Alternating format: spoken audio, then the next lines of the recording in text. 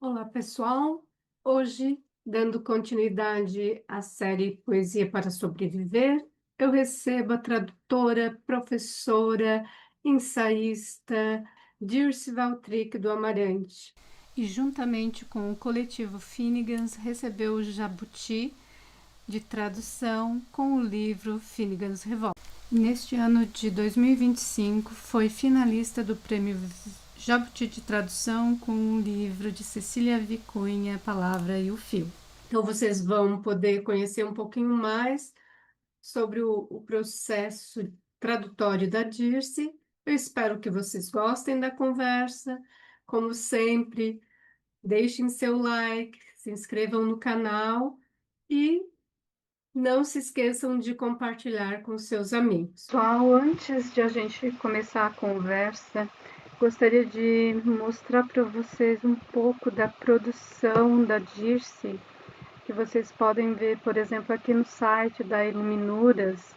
Vocês têm desde o livro da Cecília Vicunha, que acabou sendo finalista do Prêmio Jabuti de Tradução, passando por vários trabalhos, cartas a Nora, que ela traduziu juntamente com o Sérgio Medeiros, livros que ela traduziu de Edward Lear, cenas do teatro moderno e contemporâneo, O Gato e o Diabo, Os Gatos de Copenhague, e também os livros que ela traduziu em parceria com a Lucy Colin, um conto de fadas mexicano, da Leonora Carrington, Biblioteca para Crianças. Temos também a cantora Careca, de Ionesco, que se traduziu pela editora Temporal. Vocês encontram também o livro Interferência, Censura, Pagamento e Outros Temas,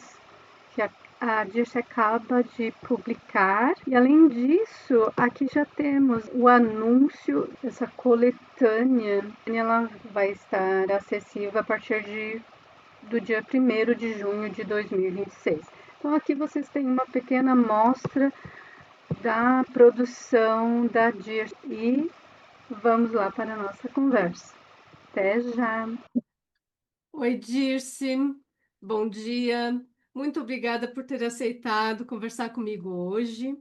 Eu estou muito feliz de saber que o livro da Cecília Vicunha, que você traduziu, agora é semifinalista do Prêmio Jabuti de Tradução, né? Então, deixo aqui de primeiríssima mão meus parabéns e estou na torcida para que venha outro Jabuti, né? Queria te agradecer o convite para a gente conversar, dialogar, essa conversa infinita que já começou antes mesmo dessa live, né?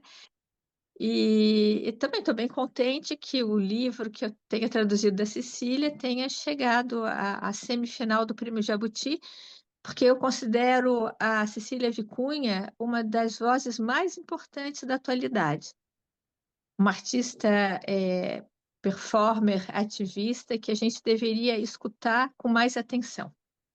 Sim. Ela, claro, obviamente ela é bastante conhecida, tem os trabalhos dela e obras dela expostas em vários museus do mundo.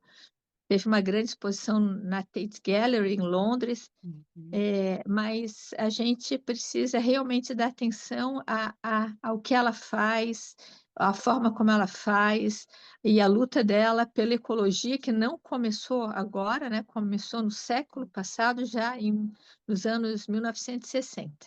Eu acho que é uma voz que tem que ser realmente ouvida, né? Na COP30, por exemplo, eu acho que ela deveria estar aqui para falar sobre essas questões de ecologia, de história. Ela recupera a cultura dos povos originários da América, e que isso é fundamental, né? Fundamental para o planeta. Isso, hoje a nossa conversa vai ser sobre tradução e a escolha pelo tema se deu porque um dos primeiros livros que eu comprei para Malu de literatura infantil foi justamente uma tradução que a Dirce fez dos Gatos de Copenhague do James Joyce. Eu queria começar te perguntando, o que que você herdou da sua avó? além do nome? É algo tão forte. Você herdou algum livro? Então, eu sempre conto uma história da minha avó. Minha avó materna se chamava Dirce. Aliás, meu nome não ia ser Dirce, ia ser Denise. Aí mudaram meu nome, meu pai mudou, acho que para agradar minha avó, não sei, agradar a sogra. E aí falou: olha, a Dircinha nasceu, aí não teve jeito. Aí ficou Dirce mesmo. É interessante pensar no nome, né? Porque Dirce sempre foi o nome de uma pessoa mais velha. Então, quando eu nasci, eu não tinha cara de Dirce. Quando eu ia para o colégio, ninguém olhava e imaginava uma criança que se chamasse Dirce, de 2, 3, 4, 5 anos. E agora eu tô ficando mais velha, estou ficando velha, então o nome tá se encaixando comigo. Mas eu tenho um carinho enorme por esse nome, pelo nome e pela minha avó também, porque minha avó foi uma grande leitora. E era uma pessoa muito erudita. O sonho dela era ser jornalista, mas imagina, ela nasceu em 1922, em Florianópolis. Quer dizer, nem não era em Florianópolis, no interior de Santa Catarina, depois ela veio para cá. E a gente sabe que era difícil para as mulheres terem uma profissão ou lutarem por uma profissão. Elas estavam fadadas, de fato, a casarem e terem seus filhos e constituírem família. Mas a minha avó sempre teve biblioteca em casa, sempre. E eu me lembro que na praia a gente sempre passava verão na casa dela, e eu sempre conto essa história. E eu devia ter o quê? Uns 5 anos. Eu não era nem alfabetizada direito, acho que sabia juntar duas, três letrinhas. E a vovó tinha, eu lembro de uma estante de livros que uma vez eu peguei. Eu me lembro que uma vez eu peguei um livro e a minha avó disse: Ai, não, este livro não é para tua idade. E a vovó era muito aberta, mas falou: esse livro não é para tua idade. E eu folhei e era um livro do Boccaccio. E aí, o que que eu pensei? Eram as histórias, né, do Boccaccio. E ilustradas, é claro que as ilustrações eram meio eróticas, assim, não eram pornográficas de maneira alguma, mas tinha um erotismo. Obviamente que criança não enxerga aquilo, não vê. Porque o erotismo até é uma construção, a gente não consegue, não percebe aquilo. E é claro, quando aquele livro se tornou um livro censurado, esse livro não é para a tua idade, embora a minha avó não, todos os livros estavam juntos ali, a biblioteca à disposição, como acredito que todo mundo que tenha livro em casa, numa determinada época, pelo menos, não colocava, como no colégio, nas prateleiras de cima, os livros proibidos para determinadas idades. E aí, aquele livro para mim foi a minha primeira leitura, porque, obviamente, que a minha avó saía da biblioteca, eu saía de casa para a praia, a primeira coisa que eu pegava era o livro, e, obviamente, que eu não entendia absolutamente nada do que estava escrito, e o fato de não entender absolutamente nada, primeiro, porque eu realmente era analfabeta, então, para juntar aquelas letras era difícil, segundo, porque era uma tradução antiga, ah, em- com palavras que eu também desconhecia, e eu adorei o livro. Porque todo aquele mistério, eu criei na minha imaginação uma coisa assim, eu não sei nem dizer o que que eu imaginava, porque agora não me lembro mais. Mas eu me lembro de ter uma atração por aquilo dali e achar Uhum. que aquele livro era o livro da minha vida. E eu lembro que a vovó uma vez botou o livro em cima, depois de um tempo, colocou na estante de cima. Obviamente, ela saía de casa, eu escalava as estantes, pegava o livro e ia ler. Resultado, não entendi nada, achei maravilhoso, olhava uma ou outra imagem, assim, depois de tanto olhar, é engraçado, né? Eu me recordo, talvez seja uma falsa memória também, de começar a perceber coisas na ilustração. É óbvio, olha, eu li Boccaccio, li, entre aspas, olhei as ilustrações, não me tornei uma pervertida, imagino eu. Então, eu acho que era o Borges que dizia, né? Agora eu não me lembro exatamente, não me lembro se era realmente ele, mas um grande escritor dizia: se um leitor que for ler Edgar Allan Poe se tornar um criminoso, o problema não é o livro Edgar Allan Poe, o problema é o leitor. Então, eu acho que é isso, a gente tem que separar muito o leitor da pessoa. Claro que se o leitor vai começar a confundir uma coisa com a outra, aí tá na hora de fazer uma análise, tomar um remedinho, ir para o psiquiatra, alguma coisa nesse sentido. Então é isso. Então a vovó, ela digamos assim, ela me deu o primeiro livro. E depois disso, ela, claro, ela gostava muito de ler, então e ela adorava Edgar Allan Poe, Guy de Maupassant, e a gente conversava muito sobre literatura, mas de uma forma muito aberta. Olha E, que e nu- bonito. e nunca com censura. Mas aí a gente foi conversando o que eu perguntava para ela, ela me respondia. E eu lembro que a gente falou de Boccaccio, eu lembro de ter conversas com ela assim na infância mesmo, 12, 10 anos, 11, 12, sobre Marquês de Sade, quer dizer, são temas complexos, Sim, né? Então, sim. ela era muito aberta nesse sentido. Aí voltamos ao Boccaccio, e aí ela contou sobre o que eram as novelas. Até ela foi a primeira pessoa que me disse assim: ah, mas Boccaccio não é Marquês de Sade. E aí eu lembro que a gente, quer dizer, uma vovó, ela estava muito à frente de Do seu tempo, tempo. né? Do próprio tempo. Exatamente.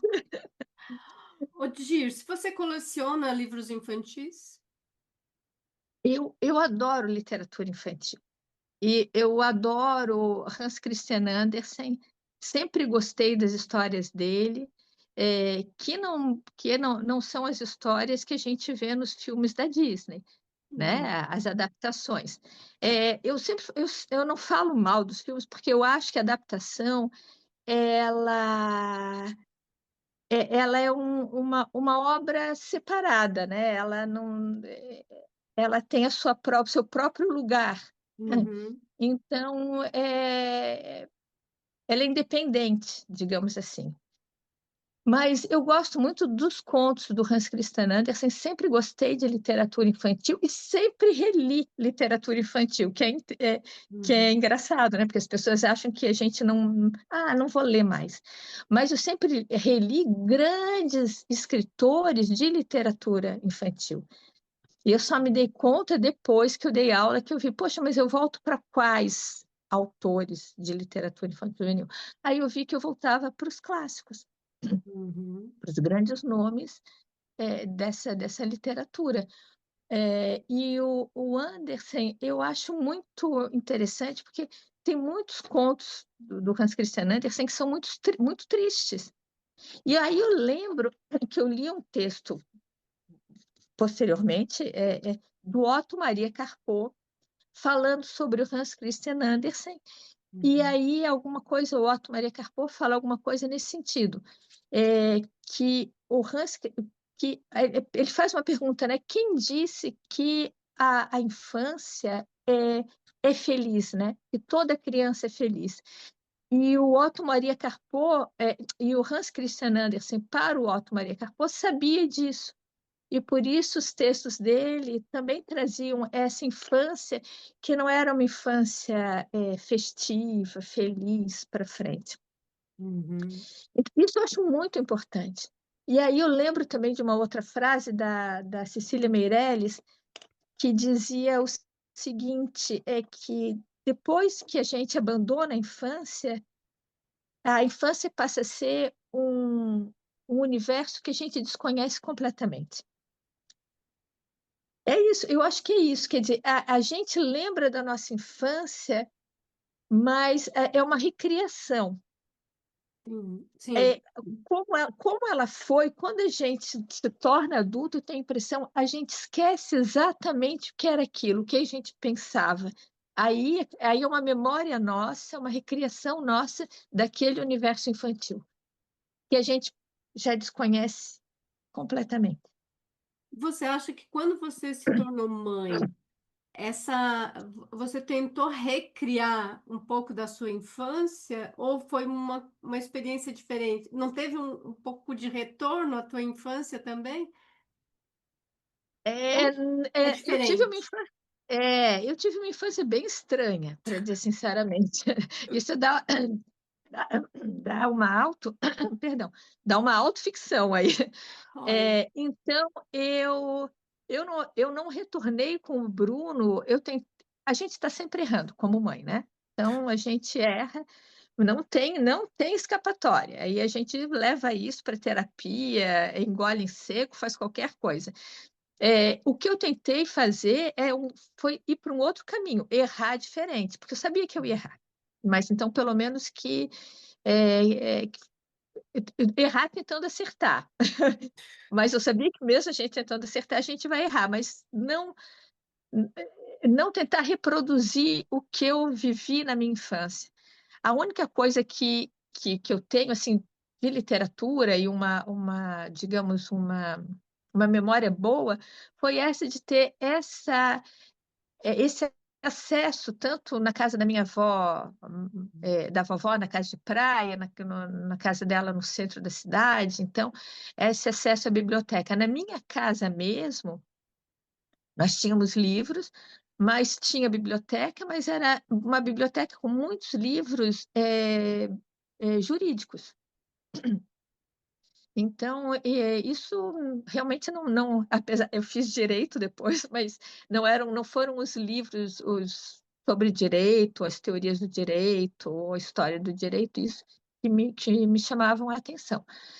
Então, com o meu filho, na biblioteca, ele podia mexer em tudo. Usar o livro, pegar o livro que ele quisesse, parar pela metade, voltar, não entender, porque eu acho também que faz parte a gente não entender Uhum, o livro. A gente lê e parar, a, a gente começar pelo meio do livro. É, eu acho que essa ideia que a gente tem de que eu vou começar um livro, começo, meio e fim, vou ter que entender tudo, me obrigo como leitora a ler até o final aquele livro. Acho que não, a gente pode olhar um livro, ler uma parte e falar, sei lá, não é para mim nesse momento, talvez eu volte para esse livro, talvez eu não volte nunca mais. Só que no colégio a gente aprende o quê? A gente é obrigada a ler o livro, começo, meio e fim. Hoje em dia sim. ninguém mais lê, né? Todo mundo põe na inteligência artificial, aí dá o resumo do livro, e aí vira o quê? Uma literatura que é só de conteúdo, contar a historinha sem os detalhes, sem a linguagem, sem determinadas palavras que têm duplo sentido ou mais sentidos. Essa construção da imaginação do leitor que constrói a obra, isso na inteligência artificial não existe mais, né? Aquilo está dado, o leitor aceitou de bom grado e terminou, entregou para o colégio, sei lá, para onde quer que seja, entregou aquele resumo do livro. Mas na minha época a gente lia, e aí tinha, não sei se é da tua época também, mas tinha aquela famosa ficha de leitura. E aquilo era Sim. uma desgraça, porque aquilo não permite que o leitor tenha plena. É claro, eu vejo por dois lados. Primeiro, a professora que vai tomar a matéria, que vai certificar se o aluno leu ou não, ela precisa ter alguma coisa, aí vem aquela ficha de leitura, para que ela saiba que, de fato, ele leu, sei lá, ele leu. Ela Ele tem precisa um ter alguma mínimo. coisa com o Que lê o mínimo. mínimo. É. Mas para o leitor aquilo é uma desgraça, porque aquelas fichas de leitura às vezes perguntam coisas. Eu me lembro na minha época de perguntar os detalhes que eu tinha lido o livro de ponta a ponta, mas não tinha visto aquele detalhe. Aí a gente percebe como a leitura é ampla, né? Aí tem que voltar para o livro para saber qual é o nome do gato que atravessou a rua e disse bom dia para a menininha. Gente, às vezes a gente nem viu o gato, porque interessou na rua a descrição do poste. É claro que para o professor do outro lado, ele tem que ter uma abertura muito grande, é difícil ele avaliar, que é uma obrigação, avaliar se o aluno leu ou não. Então, entra no gato, entra numa coisa específica para ele poder avaliar. Mas também eu acho que cabe aos professores, um bom professor de literatura para criança, ele tem que ter repertório. Então, ele tem que ter lido muito. Ele tem que ter lido os livros que realmente ele está dando em sala de aula e conhecer bem. Porque se ele conhece bem aquele livro, bem, ele consegue avaliar de outras formas aquela leitura. Sim. E talvez faça um convite para um debate em sala de aula. O que você Isso que eu ia gostou, o te que você não gostou, perguntar, como é qual que você... seria uma possível abordagem, né? Além da. Porque eu não sei se ainda a ficha de leitura é usada, talvez não tenho noção. Recentemente eu recebi livro já vem a fichinha de leitura. Sim? Sim, assim, para colégio, já vem com aquela famigerada ficha de leitura, me dá até arrepio, assim. Mas eu acho que talvez um bate-papo mesmo, uma conversa mesmo, conversar Uhum. sobre o livro, né? Uhum. E, e uma coisa isso que eu reparei, meu filho tem 22 anos, então não faz muito tempo que ele passou pelo colégio, né? E também tinha uma ideia de que o que você viu no livro. Aí a pessoa, o leitor tem que ler o que a professora quer que ele leia no livro. Então, a professora também tem que ter a cabeça aberta, eu acredito eu, ou quem vai discutir, saber que dependendo do livro, se é um grande autor, ele te permite muitas leituras, Uhum. ele te leva para muitos lugares. O Agamben que fala, o Walter Benjamin fala mais ou menos a mesma coisa, né? Porque o Agamben suga muito do Walter Benjamin, que toda leitura é autobiográfica. Então, a gente sempre parte da nossa vida, do nosso repertório de leitura, do que a gente leu antes, do que a gente assistiu filme, o que a gente viu de arte, como é que é a nossa vida mesmo. E isso tudo constrói a leitura do livro. Por, por isso que a gente dá um texto e esse texto pode ter diferentes interpretações. A gente pode interpretar de diferentes formas. Ou então vamos ler juntos o livro, a gente lê aqui em sala Sim. de aula e a gente vai discutir. Hoje em dia tem muitos clubes de leitura, né? Eu acho. Eu nunca participei de nenhum, mas eu acho que pode ser interessante também, das pessoas discutirem aquele livro, terem. É claro, tem sempre uma pessoa que guia essa leitura, né? Mas eu acho que a discussão se abre.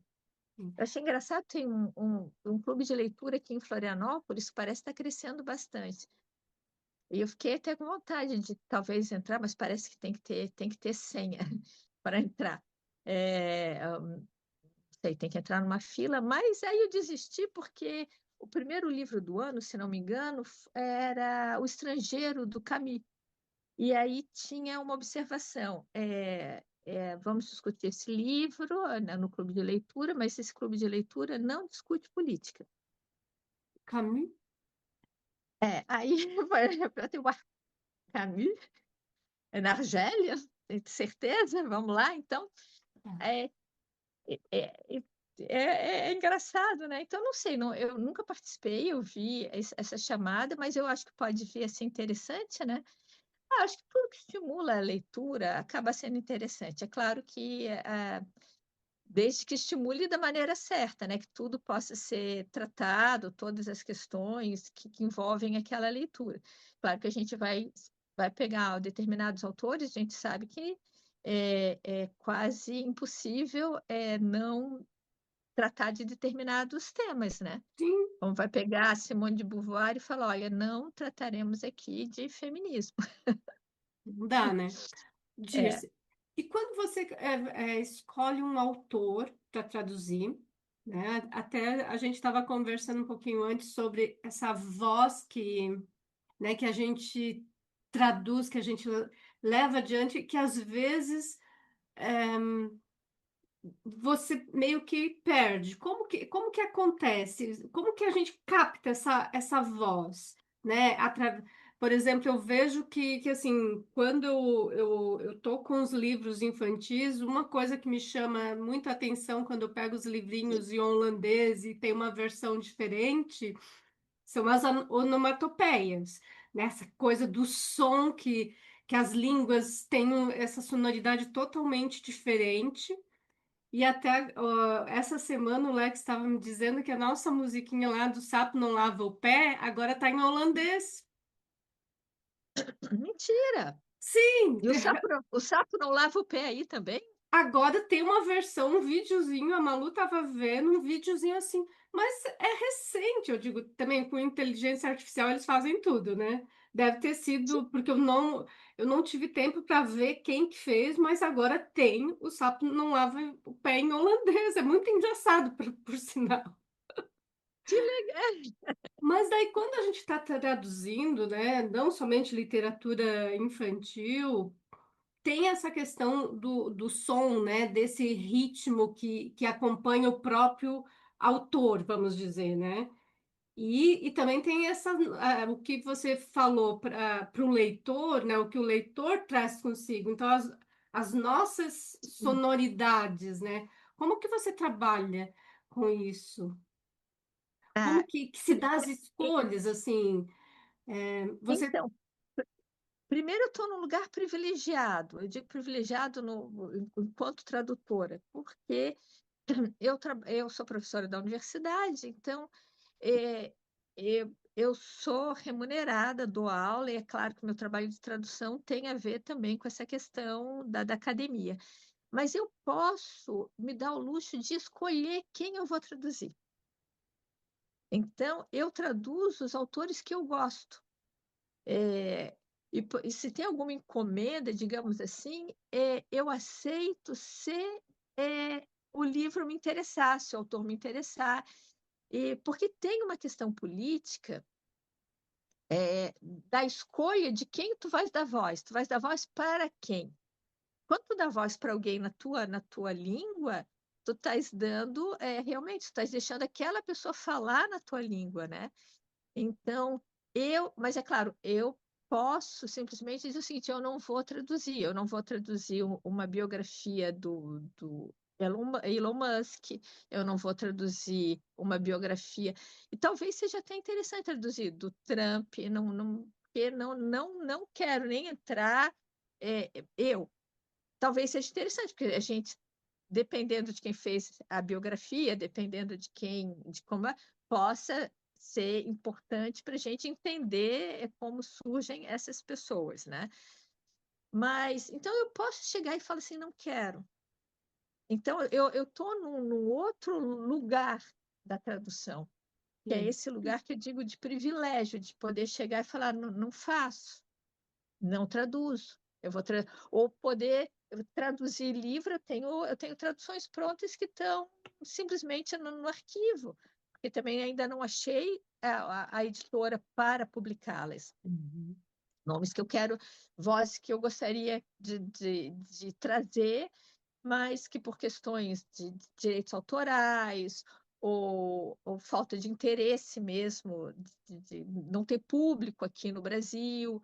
é, e até aqui vai o meu agradecimento ao Samuel Leon, que é meu editor, né, o da Iluminuras, e às vezes ele topa umas loucuras de tradução de textos de autores, e que a gente sabe que não vão se inserir facilmente no mercado. A Cecília Vicunha é poesia, a gente já sabe que poesia é mais difícil, né? O mercado está mais fechado para esse tipo de coisa. Bem que agora estão lendo bastante poesia, dizem. Mas quando eu escolho, geralmente, autores que eu gosto. E eu comecei a traduzir para o Bruno, para o meu filho, quando ele era pequenininho. Quer dizer, na minha dissertação de mestrado, eu tinha traduzido, o Bruno não existia, eu terminei em 2001, defendi, e eu tinha traduzido o capítulo oitavo do Finnegan's Wake, do James Joyce, que o capítulo oitavo, né, a gente não sabe quem está narrando, mas dentre as inúmeras possibilidades, são duas lavadeiras que lavam a roupa no rio e que falam da vida da Ana Lívia e do Humphrey Shipton Erika, que são os dois protagonistas do livro. E eles contam a vida íntima dos dois e aí contam a vida dessa mulher. E eu achei muito interessante pelo fato de ser um capítulo que o Joyce, digamos, deu um título, Ana Lívia Plurabelle, que é a Ana Lívia Plurabel, que é a mulher, que é a protagonista, e essa protagonista é uma mulher que ela é tudo. Ela é chamada de santa, ela é chamada de prostituta, e ela vai ganhando, ao longo desse capítulo do livro, ela ganha várias características. Então, ela não é uma coisa só, ela não tem um conceito só. Isso me interessou já naquela época, essa ideia de que a mulher não tem um conceito só. Então, ela não é só isso, ela é aquilo, ela é isso, ela é aquilo, ela é tudo. E ela também é heroína do livro, porque ela vai salvar o marido, com uma carta que ela escreve. Então, ela acaba salvando o marido, salvando a família inteira, mas, ao mesmo tempo, ela é essa mulher versátil, digamos assim. Então, tá, depois que eu traduzi isso, o Bruno nasceu e eu comprei um livro que era enorme, O Gato e o Diabo, que era uma carta do Joyce para o neto também, era O Gato e o Diabo. E era um livro de tamanho gigantesco, e eu comprei para o Bruno e estava em francês. E eu lembro de ler para ele, e ler em francês, muito mal, mas eu falei, vou traduzir para ele. E vou traduzir e fazer essa tradução. Aí fiz a tradução do Gato e o Diabo, depois foi publicado na Iluminures, pela Iluminures. E aí traduzi para ele, não sei porque eu estava numa onda de francês, e traduzi para ele o- os contos do Ionesco para criança. E os dois primeiros contos do Eugênio Ionesco saíram pela Martins Editora, e agora tem mais os três que até hoje estão aqui no meu computador, paradinhos.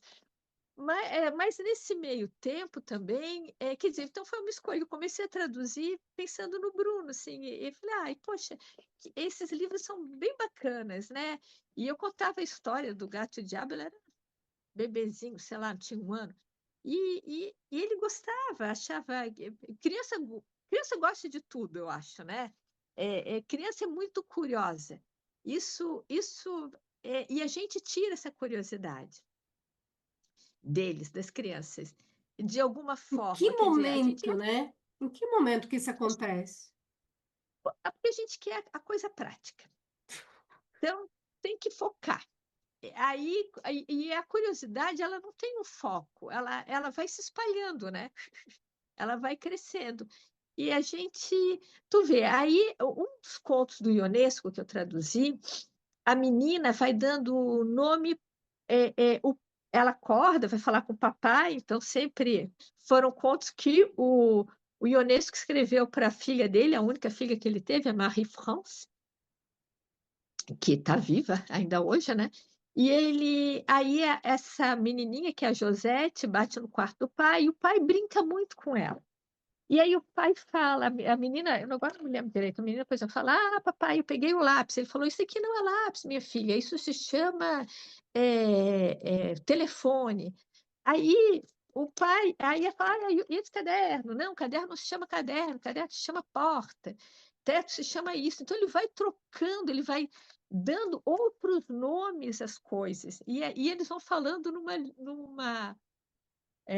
língua De Babel. que de, com outras ideias. E aí, quando tem sempre uma moça que trabalha na casa deles, uma senhora, e aí, quando essa senhora escuta eles falando assim, ela fala: esse, esse homem vai deixar essa menina louca.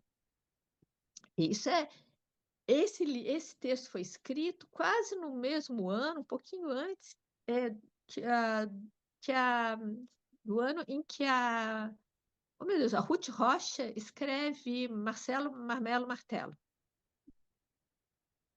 Que também é a história dessa língua, né? A criança que inventa uma língua própria, né? Claro que a gente tem que ter a parte, digamos, a vida como ela é, que a gente tem que Sim, falar para as pessoas entenderem, e tem essa parte lúdica de brincar com as palavras. E aí eu lembro que também eu não me lembro quem que falou isso, que a gente própria Gambem, da ideia de infância, né? E a gente vai dando conceito para as coisas, e aqueles conceitos, eles grudam nas coisas, e a gente não consegue mais enxergá-las de outra forma. E isso sim. tem a ver também com a imaginação, com tudo. Então, a, a gente tentar sair desses conceitos, pensar além daquela caixinha. O conto do Ionesco fala mais ou menos sobre isso, sobre Uhum. ver o mundo de uma outra forma, ver as coisas de uma outra forma. E se isso não se chamasse isso? Ou por que que caderno se chama caderno, não se chama lâmpada? Claro, a gente pode até para uma parte de linguística, mas não é o caso, entendeu? Esse é o caso só da Sim. gente pensar que a gente pode nominar as coisas de outra forma na ficção. Uhum. A Sim. ficção ganha uma outra potência. E aí, aí eu estava traduzindo para o doutorado, que eu ia estudar o Joyce. Por que que eu pego o Joyce também? Não só pela questão feminina, que eu comecei a traduzir Joyce, foi porque a questão política era importante. E eu lembro que quando eu Uhum. comecei aqui e trouxe essa questão política, no Brasil, o Joyce ainda não era lido politicamente. Ele, ele começou a ser lido politicamente fora nos anos 70, Muito recente, né? 1975. Então, é recente para ele. Escreveu, Sim. o último livro dele é 39, então, 1970. E era impressionante como as pessoas não conseguiam ver que, embora ele dissesse que não dava nenhuma declaração política, mas toda a literatura dele é extremamente política. É, Ele fala da questão feminina. Tu vê Ulisses, tem um capítulo do Ulisses em que está todo mundo na maternidade e a mulher tem entre a vida e a morte. E são os homens que vão determinar quem vai morrer, se é ela ou a criança. Isso já é muito político. A ideia já começa Ulisses eles falando da língua, a língua irlandesa, a Irlanda. Então, esse país periférico, que até 1922 era colônia britânica, Sim. tudo isso perpassa o livro o Bloom, judeu, a, as pessoas assim, imigrante, tudo, ele vai trazendo essas questões. E em alguma forma também, eu acho que tem muito a ver com as nossas questões do Brasil. Nós também somos periféricos, nós também sofremos muitas dessas. O que passa ali diz muito, tem muito a ver com a nossa história também. A gente também não tem uma língua, a nossa língua agora é a nossa língua, é o português. Mas a gente herdou essa língua, né?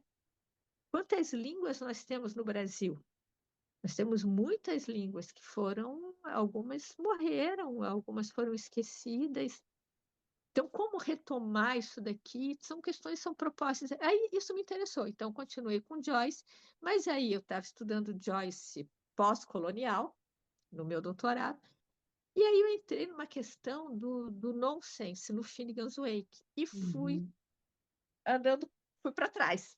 Aí eu Sim. cheguei no Edward Lear, que é um dos pais do nonsense vitoriano, junto com Lewis Carroll, Uhum. e escreveu os limericks, e aí eu me apaixonei, eu comecei a traduzir o limerick. Quando eu vi, eu tinha uma tese sobre Edward Lear, e fui deixar o Joyce pós-colonial para depois, e realmente depois aí retomei, publiquei os ensaios.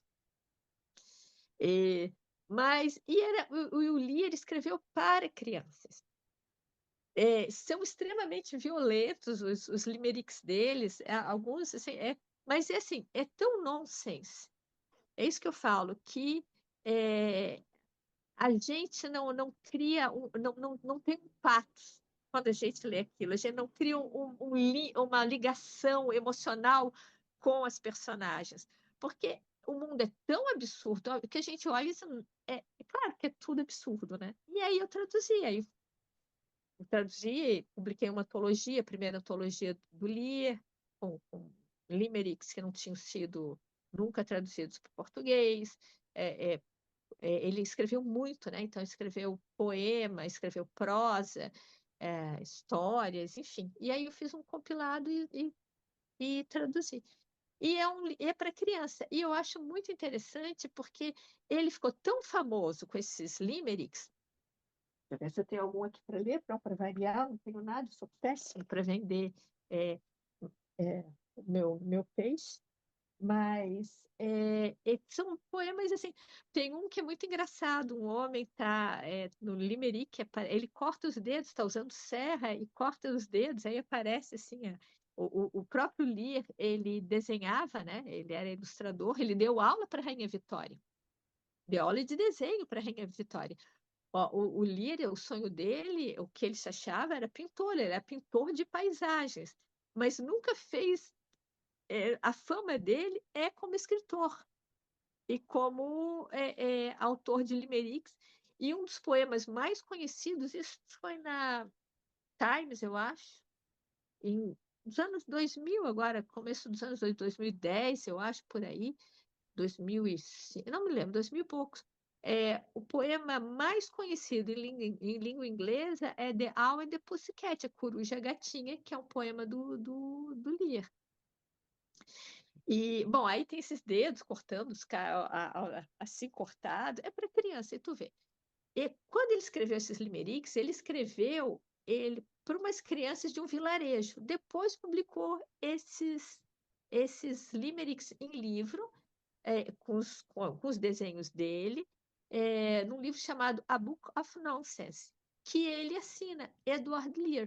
O livro fez tanto sucesso que ele assinou o nome dele. Ele foi acho que foi o primeiro autor de livro para criança que colocou o seu nome na capa, porque os outros Olha, usavam pseudônimo. Esse é o caso do Lewis Carroll, que é o sim. pseudônimo do Charles. Enfim, e ele ele coloca o nome. E aí o próprio Lear conta que ele estava andando de trem na Inglaterra e tinha um menininho lendo o livro dele e viu na capa e é Lear.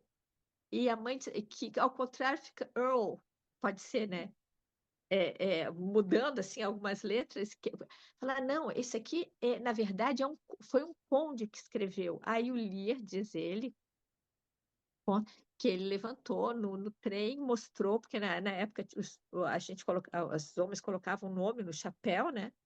Então, ele virou o chapéu e disse, não, sou eu mesmo que escrevi, fui eu que escrevi esse livro aqui. E fez um sucesso danado, quer dizer, hoje, hoje, por exemplo, teve um PNPD, não sei o que é, acho que é isso, que é um programa do governo que compra livro para criança. E o Samuel mandou os livros do Lear, né, para irem para as escolas, para serem comprados para as escolas, para as crianças conhecerem nonsense e tudo mais. E veio um parecer e eles reprovaram, porque era muito violento. E foi tão engraçado, era isso que eu queria ler para ti, que o parecer é de chorar de rir, porque o parecer é mais nonsense, mais sem sentido que o livro. Porque eles reprovaram que numa das historinhas tem uma personagem que é uma personagem inventada, não é nem um ser humano, é uma coisa esquisita, sei lá o que é. E ele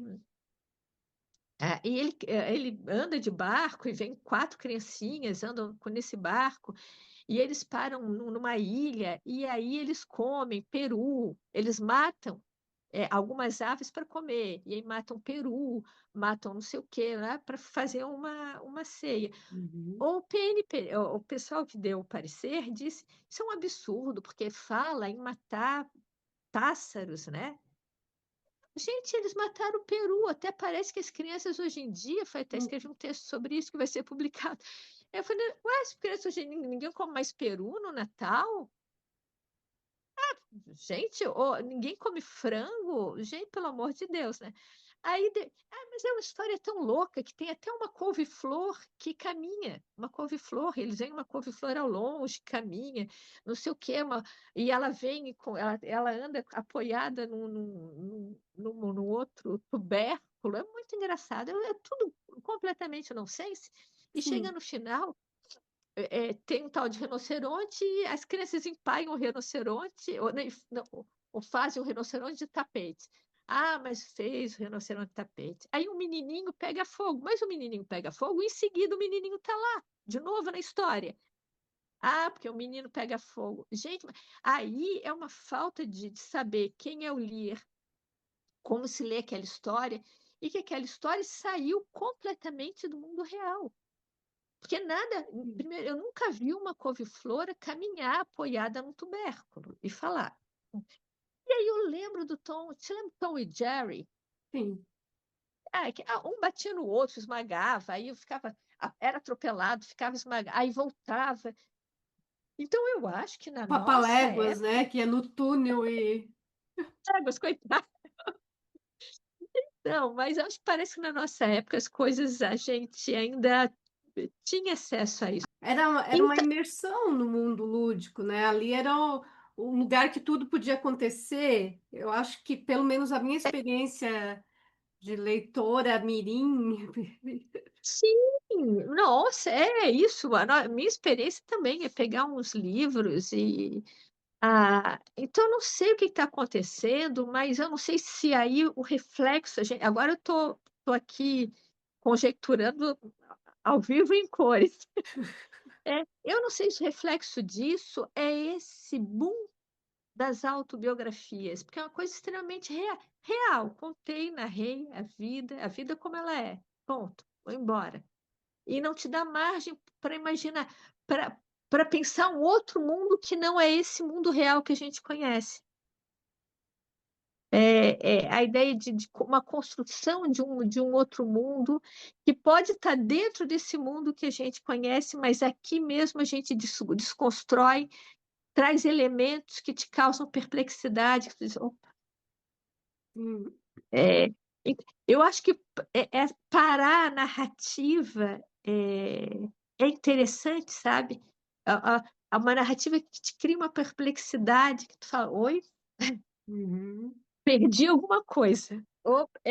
Ou mesmo dentro de um realismo, de uma literatura, tem grandes escritores. Esse dia você estava falando do Cellini. Ferdinand Cellini, como pessoa, foi execrável, né? Apoiou os nazistas, um horror. Mas um excelente escritor. E parte do que ele escreveu é muito autobiográfico. Mas é um livro que a gente para e diz: Meu Deus, pera, li errado, vou voltar.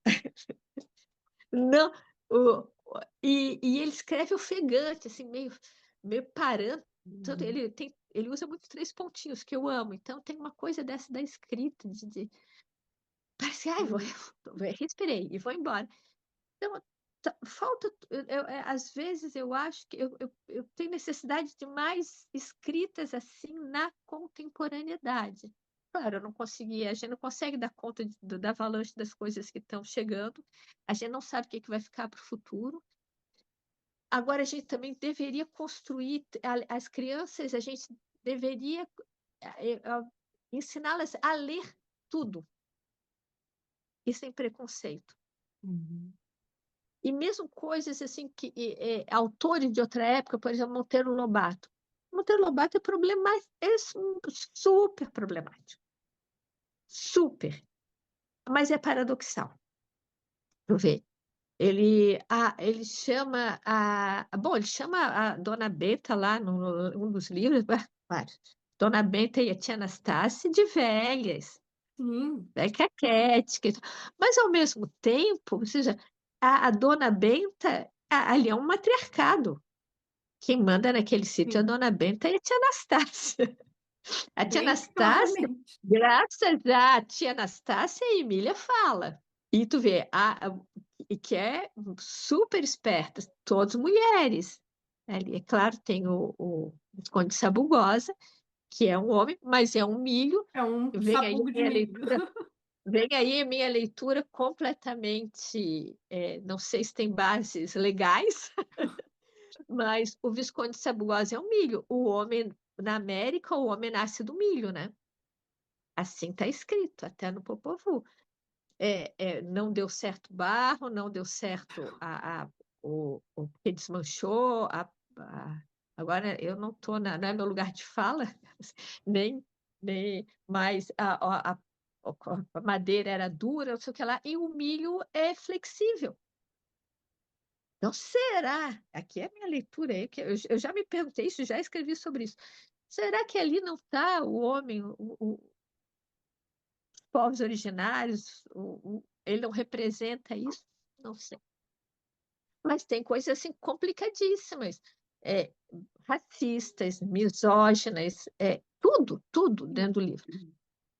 Mas é Mas um eu livro acho, escrito num outro século. E se a gente não conta a história desse outro século, isso que me deixa tensa, é que se a gente não conta essa história, a gente não permite, as pessoas acham que essa conquista foi assim, que uhum, a gente já conquistou tudo isso, que os negros sempre tiveram direitos, as mulheres sempre tiveram direitos, que nós sempre fomos tratados relativamente bem. A gente corta essa ideia de que parece que a gente já conquistou isso faz tempo e que isso aqui não é uma luta recente. Então, quando tem uma literatura dessa, eu acho que a gente tem que parar e dizer o seguinte: olha, gente, não faz muito tempo isso era assim. E a gente uhum. tem que discutir isso com as nossas crianças também. Falar, olha só o que está escrito aqui, hoje não se fala mais. Vamos lá, isso aí que ele está Esse, falando em 1900 e pouco. esse mais uma maneira de abordagem, né? Na sala de aula, né? Usar esses materiais que provavelmente ainda estão nas escolas dessa maneira. Isso que eu digo, não é a gente erra quando a gente apaga a história. A gente não pode apagar, a gente tem que discutir.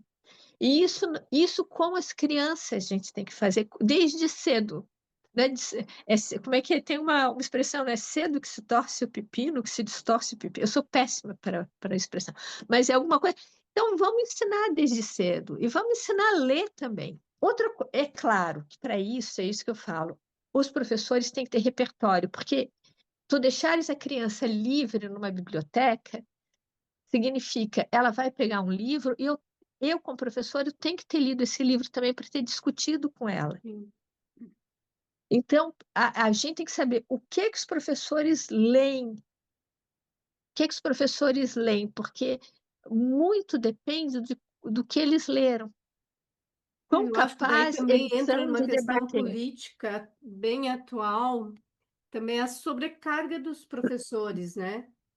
A desvalorização dos professores, que para pagar os boletos tem que trabalhar 40 horas em sala de aula, né? A maioria dos professores de ensino fundamental e básico, né? É uma carga gigantesca, né?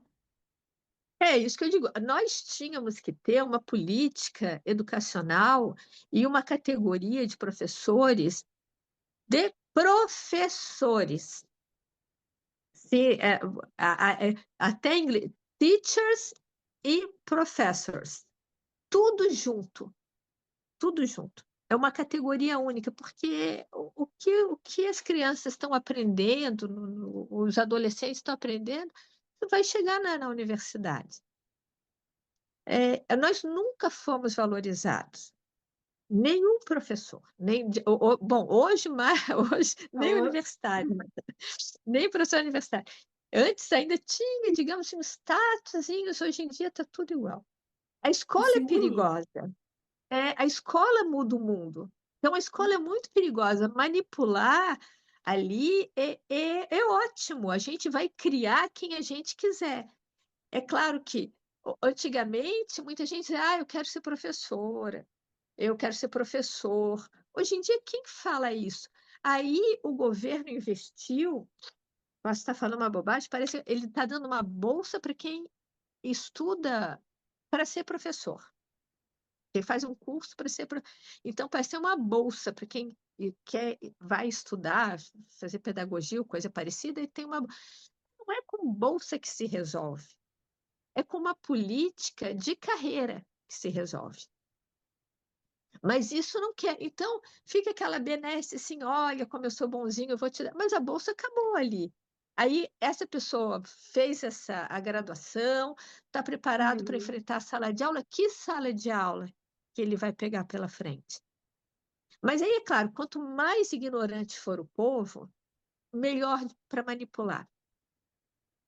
E hoje em dia a ignorância parece estar sendo aplaudida. A gente vê influenciadores.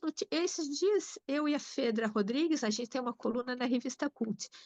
A gente escreveu sobre isso. A gente estava vendo as mídias sociais, quantos seguidores tinham no Instagram determinados influenciadores e uma PUC-Rio, uma USP, tem menos seguidores do que gente que chega na frente do computador assim, e vai fazer uma dancinha. Então, tem alguma coisa que está errada. Muita gente influenciando, mas vai influenciar o quê? O quê? Hum. A roupa que vai usar, o sapato que vai colocar, o que tem que beber. E aí virou. Claro, a gente está num super capitalismo, que é o seguinte: o que interessa é o quanto tu ganhas, quanto tu levas, se tu tens dinheiro, se tu não tens. E aí eu também li um texto, alguém me passou, da Tati Bernardi, que escreve na Folha de São Paulo, é roteirista.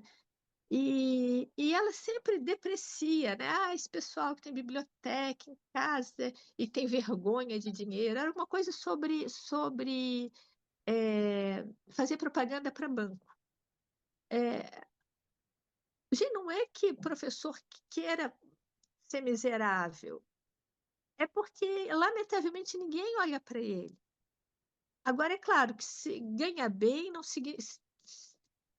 Todo mundo quer ganhar, os professores também, os intelectuais, quem tem, com aquilo que é o métier deles. E é o que eu falo, óbvio, vão convidar para fazer uma propaganda para banco, a nosso discurso pode ficar estranho, porque se eu defendo um saber inútil para o mercado, eu, e se eu faço uma propaganda para o banco, a minha fala, o meu discurso é colocado em xeque. Justo. Então, nós, como no judiciário, a gente deveria ganhar bem para a gente poder atuar com liberdade e sem precisar vender a nossa voz facilmente para outros lugares. Claro que ninguém vai convidar um professor para fazer propaganda para banco, que nós Olha, não vamos dar, como é que não vamos levar cliente, né? Ah, é óbvio, mas enfim, são coisas para a gente pensar. E aí também a forma como a carreira é colocada, que acaba jogando um contra o outro, porque são pequenos grupos, pequenos lugares de poder, isso o Bourdieu já falava. Então, como que a gente se vê nisso? Agora eu acho o seguinte, a educação salva em todos os sentidos. A arte salva também em todos os sentidos. Até no sentido que a gente estava começando a falar agora, que tu desenhas para ter aquela conexão de volta com o mundo. Então, começo desenhando. Então, é uma forma da gente se conectar com coisas que não são só práticas no sentido de valor financeiro. Não que a gente não goste de ganhar dinheiro, não, nós gostamos sim, gostamos. queremos e precisamos, aliás, precisamos. Mas, então, não nos envergonha ganhar dinheiro, mas nós gostaríamos de ganhar com aquilo que a gente sabe fazer. É, eu acho que Enfim, é assim, parar, refletir, sabe? Dar uma parada, refletir, Mas a gente não está mais conseguindo parar, porque é tudo rápido e são muitas demandas, a gente se cobra muitas demandas, a gente acha que tem que fazer muita coisa. Uhum. E eu acho que parar e refletir, saber, vou parar já e pensar para onde que a gente está indo, o que que a gente quer. Uhum. Essa questão da inteligência artificial é bom e é ruim. Aí eu Acho- gosto do paradoxo Sim, são os paradoxos que a gente tem que levar em consideração. sim. Eu estava vendo um anúncio dizendo, ó, a inteligência artificial está ajudando a preservar o meio ambiente. Tá e não tá. É, Tá e não tá. neste Ah, porque está momento ainda, né? porque tá detectando na floresta, quando tem corte de árvore, não sei o que lá, ela detecta. Tudo bem, está ajudando aqui. Mas não está Mas, ajudando porque ela funciona e ela funciona com energia. A China agora vai construir uma baita de uma usina elétrica, hidráulica, sei lá o quê, para alimentar as inteligências artificiais. A gente hum, sabe que como ela aquece demais esses lugares onde tem as databases deles, como é que se diz? Onde eles vão, essas placas-mães, os elas servidores. queimam, elas queimam com facilidade, porque esquentam muito, precisa de água. Isso daqui é feito com cobalto. Cobalto está sendo explorado na República Democrática do Congo, por exemplo, Uhum. explorado em todos os sentidos. A população trabalha lá, mulheres, crianças não são Sim, remunerados. E a gente vira as costas para isso, que é uma discussão grande. Então, mas virou assim a moda do momento. Então, inteligência sim. artificial, inteligência, isso tudo está nos ajudando, está nos ajudando. Será? Nos Odir, ajuda e não nos ajuda. você acha que a tradução é esse seu espaço de introspecção, de reconexão? A Ou tradução é um você momento tem que a um gente. outro, tem algum hobby, por exemplo? É, eu gosto de meu hobby é ficar em casa. Não, eu gosto da tradução porque é o momento que eu paro, pelo menos, e e me conecto com alguma coisa. Eu sou obrigada a parar, me conectar com Uhum. aquele livro, com aquele autor, ir atrás, fazer uma pesquisa para saber, por que essa palavra aqui? Por que que essa citação nesse exato momento? Que isso tem a ver? O que eu consigo tirar dali? Às vezes o autor nem queria, sei lá o que está pensando, mas aí a obra já é minha também um pouco, né? Então, eu vou caminhando junto, e eu acho que a tradução tem isso ainda, dessa. Eu gosto de pensar nesse ofício do tradutor, de colocando, juntando um quebra-cabeça, juntando as Você pecinhas do quebra-cabeça. conversa durante o período da tradução, você conversa com outras pessoas para, sei lá, trocar alguma ideia sobre algumas palavras, algumas expressões. Com certeza. Ou primeiro, Não, eu faço e- pesquisa, não achei, aí eu vou Uhum, perguntando. Eu lembro que a gente estava traduzindo, eu e o Sérgio, as cartas do Joyce para Nora, para a mulher dele, na época, ainda não eram casados, e eu lembro que ele era hipocondríaco, então tinha muita coisa de medicina, de médico. A gente chegou a eu perguntei para o meu médico, o determinado, que eu nem encontrava mais, porque eram coisas assim do século passado, sei lá, para saber como que era aquele remédio exatamente no Brasil, o que que significava aquilo, né? Qual era. Eu vou perguntando, como eu traduzo muita coisa que não faz sentido, nonsense, Gertrude Stein, que eu traduzi com a Lucy Colin, é, eu vou para um falante nativo, um, dois, três, porque às vezes tem umas frases, eu estava traduzindo a Leonora Carrington, e tinha uma frase dela que também é outra, assim, que de vez em quando sai da casinha completamente. Falei, gente, essa frase, será que não faz sentido? Porque não faz sentido? Ou será que não faz sentido porque eu não achei o sentido? Que aí tu uhum. entra nessa loucura. Será que não, será que não faz sentido só para mim, porque eu não entendi? Será que não faz sentido para os outros? Será que aí eu vou atrás? Até assim, as pessoas falam assim, não, não faz sentido. É É, claro, eu vou dando ler inteiro, o parágrafo inteiro, não, não. Isso quer dizer só isso mesmo? Ou poderia querer dizer isso em outro momento, outra época, né? É uma pesquisa, né? sim, E eu que gosto de traduzir coisas que não fazem sentido, dá sim, mais trabalho, porque eu nunca sei se aquilo não faz sentido, porque não faz sentido. Ou se não faz sentido só porque eu não estou vendo sentido naquilo, porque não é a minha língua, ou não é da época que eu estou falando. sim. Ô, É uma Dirce, loucura. você estava falando que você traduziu para o Bruno Napoleão do francês. Do alemão também você traduz, né? Algumas coisas, ou não? Eu, eu, eu traduzi, mas alemão alemão é engraçado. Eu sempre acho que eu vou traduzir quando eu leio, eu digo, que bom, vou traduzir, é tão fácil. Aí quando eu vou traduzir, eu acho tão difícil. Tão difícil. Então, meus parabéns para quem traduz do alemão. Eu acho muito difícil, muito. E, e a tendência de errar é muito grande. Porque tem umas frases do alemão, tem uns detalhezinhos ali que estão embutida, numa coisinha está embutida uma frase enorme. Aí tem que destrinchar aquilo. Aí eu vou ficando nervosa, porque eu vou criando três frases para traduzir, que era uma partícula, em português virou três frases, ao mesmo tempo é uma palavra enorme que em português é muito, para minha cabeça não funciona, mas eu já traduzi e traduzi alguns poemas até do Christian Morgenstern, que eu gosto, mas estão aqui Uhum. bem guardadinhos, né? Então, E esperando. vice-versa.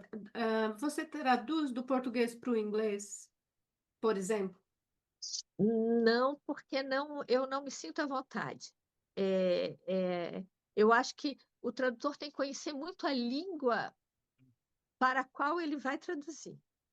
Então, me sinto à vontade com o português, porque eu consigo manobrar a língua, eu consigo fa- fazer com que ela me obedeça em alguns momentos. Em inglês, não, porque eu não sei, não é a minha língua. Inglês, espanhol, enfim, espanhol nem pensar.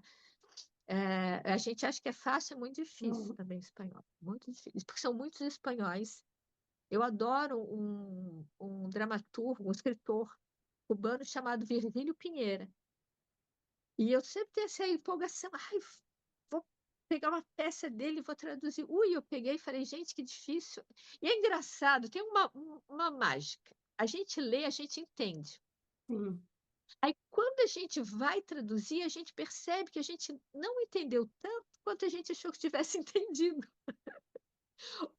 O que não é, como é que eu vou botar? É muito engraçado, a leitura é rápida, né? Mas quando a gente para traduzir e que aí a gente entra naquele texto mais profundamente, a gente percebe que não era para botar aquilo no português, não era o que a gente pensou rapidamente, mas aquilo tem que Ser ser elaborado. articulado.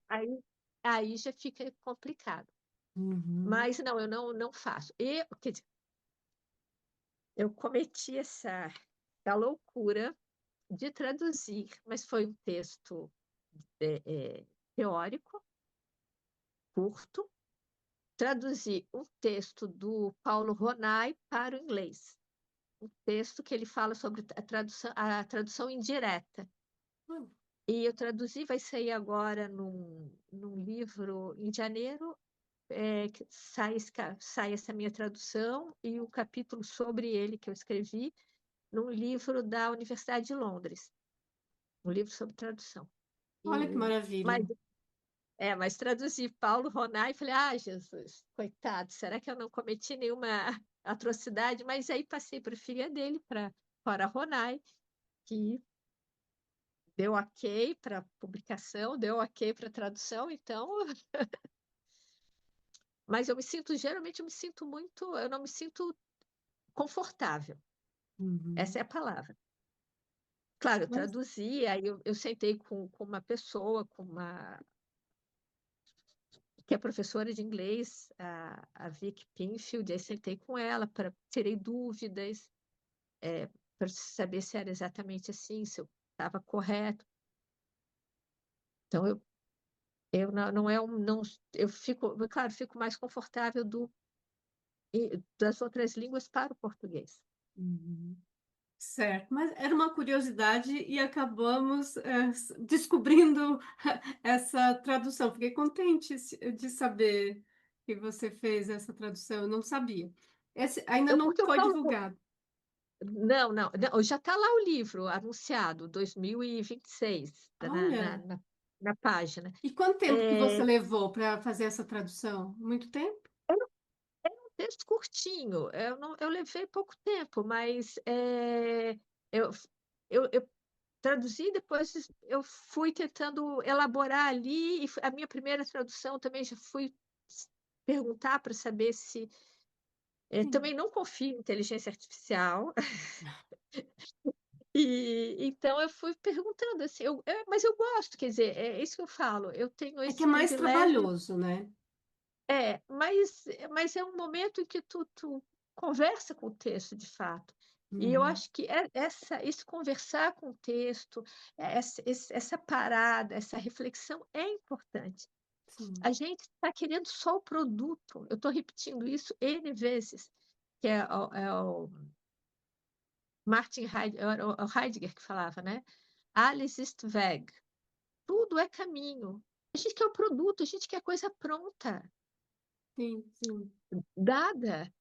É, então, essa ideia de caminhar, eu- e que é nessa caminhada que a gente reflete, é nessa Uhum. caminhada que a gente erra, que a gente volta, que a gente uma hora corre, mas isso tudo é tirado, a gente quer aquele produto. Então, eu gosto da caminhada, Sim, eu gosto, sim.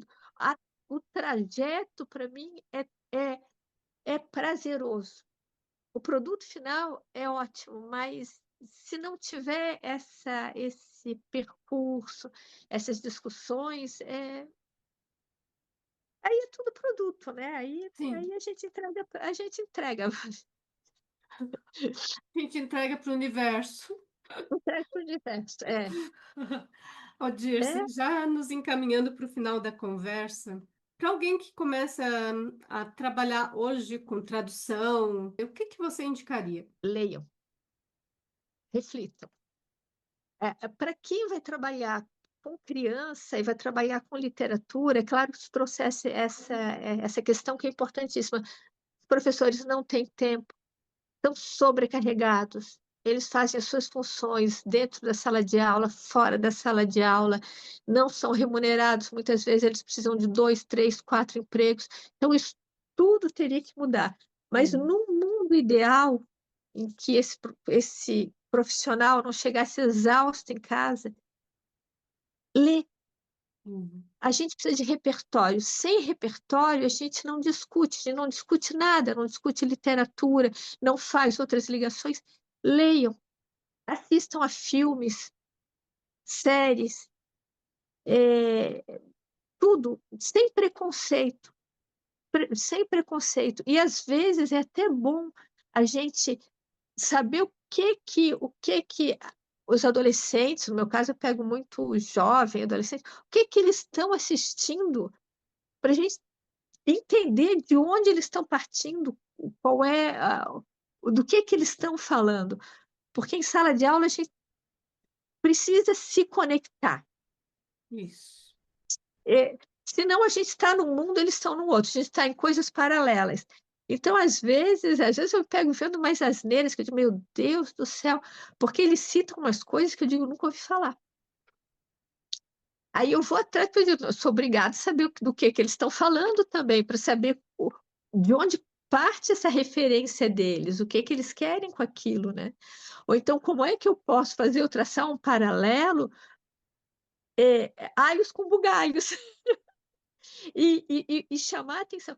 É isso que eu chamo de tudo é caminho, né? A gente vai Sim, aprendendo, a gente vai tentando se conectar. E quem quer aprender, quem quer traduzir, começa. sim. Benjamin, Pegando, o texto sobre o tradutor seria um pontapé inicial, né? sim, eu acho que no Brasil, o Paulo Ronai, ele tem dois livros maravilhosos sobre tradução, Escola de Tradutores, e ele fala muito do ofício do tradutor, da tradução, de como é esse ofício do tradutor. Eu acho que a gente tem que escutar muito o que nós falamos, nós, eu digo brasileiros, da América Latina, fazer uma propaganda, eu e a Uhum. Letícia Göllner, professora da PUC do Chile, Santiago do Chile, nós organizamos um livro sobre tradução na América Latina. É, o livro vai sair em julho do ano que vem, pela Universidade de Londres, só com tradutores, professores, teóricos da tradução, artistas latino-americanos. Porque no Brasil, principalmente, vou falar agora do Brasil, nós vivemos de tradução. Sim, Nós sim. traduzimos muito de todas as línguas. Até a Cecília Vicunha que fala, na cultura do egoísmo, a tradução não tem lugar.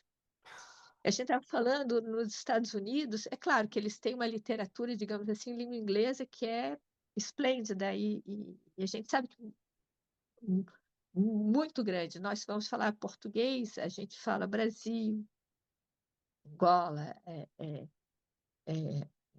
Portugal, poucos países que falam português e que escrevem português. Então a gente vai buscar aqui, principalmente no Brasil, para conversar com os outros países da América Latina, tradução do espanhol, tá? A gente traduz inglês, francês, então a gente vai buscando mais. E a gente está falando sobre tradução nos Estados Unidos, e aí a Cecília fala, porque assim, a gente vai nas livrarias, a parte de livro traduzido, Sim. mínima, zero. É, na França é muito maior, até porque a gente a gente sabe da cultura do livro na França, né? E da proximidade com outros países. Bom, e aí ela fala, na cultura do egoísmo a tradução não tem lugar, né? E aqui no Brasil a gente vive de tradução e nós refletimos sobre tradução também. Então, saber como que a gente vê a tradução, como que a gente reflete sobre ela, nós aqui, então acho importante. E eu acho que uma pessoa que falou muito sobre tradução e falou muito bem, e falou, imagina, a tradução e a máquina, isso em 1900 pedrinha, é Paulo Ronai. Então, a gente tem muita coisa legal de tradução por aqui. Vou fazer minha propaganda também. Eu escrevi um livro que também não está aqui, chamado Metáforas da Tradução, que é um livro que eu ó, falo de tradução usando metáforas, né? Que já falou por aí, né? Uma delas é o Frankenstein, o tradutor que eu vejo a tradução como Frankenstein e o tradutor não pode ser o Victor Frankenstein, né? Que abandona a sua obra no meio do caminho, que não dá a alma para ela. Então, o tradutor tem que ser atento, não pode jogar a palavra uma atrás da outra e achar que aquilo é tradução, né? Aí vem a musicalidade, tem que entrar no ritmo daquele tradutor, como Dar porque vida. grandes tradutores eles têm um estilo muito próprio, de usar a língua, o ritmo muda muito. Muda de Gertrude Stein, por exemplo, para Ionesco, e a gente vai. Então a gente tem que entrar nisso, a gente tem que entrar naquilo dali, usar, e não simplesmente jogar uma coisa atrás da outra, ai, tá aí. Então, a gente está lá naquele laboratório, juntando as coisinhas e dando vida e alma para aquilo, até porque o texto se rebela contra nós, assim como o Frankenstein, o monstro. Que ótimo. É isso. Então, Dirce, te agradeço muitíssimo. Adorei te ouvir e todo o seu entusiasmo de sempre, né? Eu acho que a gente se conhece mais de 20 anos E sempre que eu converso contigo, eu sempre vejo os olhos brilhando, né? Esse sorriso e um trabalho imenso, né, Dirce? Eu fico muito feliz por acompanhar a tua trajetória e ver como você é persistente, batalhadora, né? Então, assim, uma profissional que não se curva, né? Eu É, acho que além de tudo, é um exemplo, Dirce, você é um exemplo de uma pessoa que está no caminho sem medo, né? Sem medo. exemplo, não faça isso, vá para o outro lado. Você está vendo? Mas, Nena, olha, eu te agradeço demais essa conversa. A gente tem a conversa infinita, né, Nena? Vamos para a Eu próxima também te, depois. não, também te admiro demais. Estou adorando, tô adorando esses teus desenhos, quando tu filmas esse teu processo, e agora tu narrando esse teu processo, de onde veio. Isso tem que se colocar, e vamos publicar isso daqui, porque eu achei muito bonito. E eu acho que é isso, eu acho que está faltando isso, conexão, a gente bater papo, conversar, jogar a conversa fora. Ah, tá na hora de a Sim, gente começar a fazer isso também. Perder tempo, digamos assim, perder tempo sim, e mas falando que a gente tem vontade de falar e trocando ideia, e ninguém tem. Outra coisa também no mundo de hoje, ninguém tem uma verdade absoluta. Foi o que eu disse, é bom e não é bom. É uhum, isso, mas também não é. A gente tem que estar sempre nesse meio termo. Então, a gente tem que estar sempre pesando as coisas.